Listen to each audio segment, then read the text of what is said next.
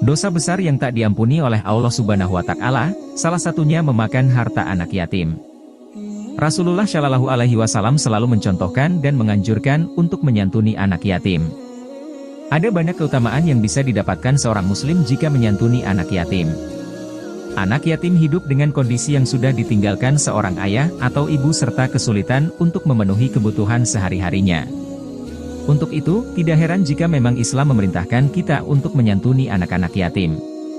Rasulullah bersabda, barang siapa mengambil anak yatim dari kalangan muslimin, dan memberinya makan dan minum, Allah akan memasukkannya ke dalam surga, kecuali apabila ia berbuat dosa besar yang tidak terampuni.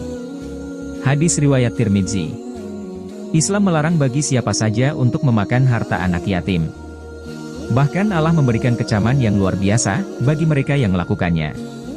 Apalagi, anak yatim biasanya membutuhkan dukungan, bantuan, dan perlindungan lebih saat ayah atau orang tuanya telah tiada.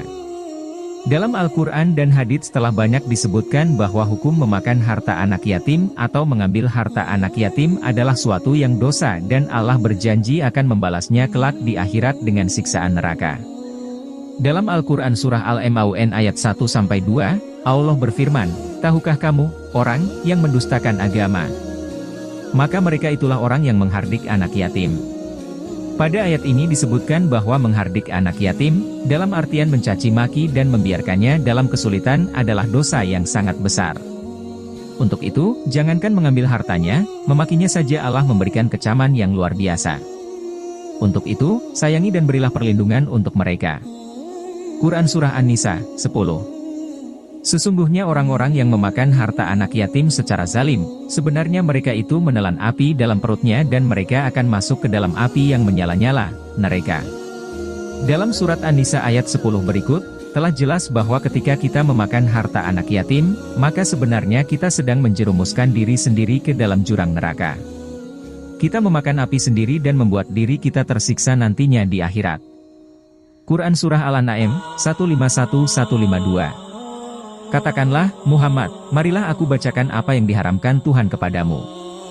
Jangan mempersekutukannya dengan apapun, berbuat baik kepada ibu bapak, janganlah membunuh anak-anakmu karena miskin. Kamilah yang memberi rezeki kepadamu dan kepada mereka, janganlah kamu mendekati perbuatan yang keji, baik yang terlihat maupun yang tersembunyi, janganlah kamu membunuh orang yang diharamkan Allah kecuali dengan alasan yang benar.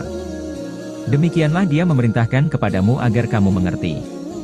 Dan janganlah kamu mendekati harta anak yatim, kecuali dengan cara yang lebih bermanfaat, sampai dia mencapai usia dewasa. Dan sempurnakanlah takaran dan timbangan dengan adil. Kami tidak membebani seorang melainkan menurut kesanggupannya.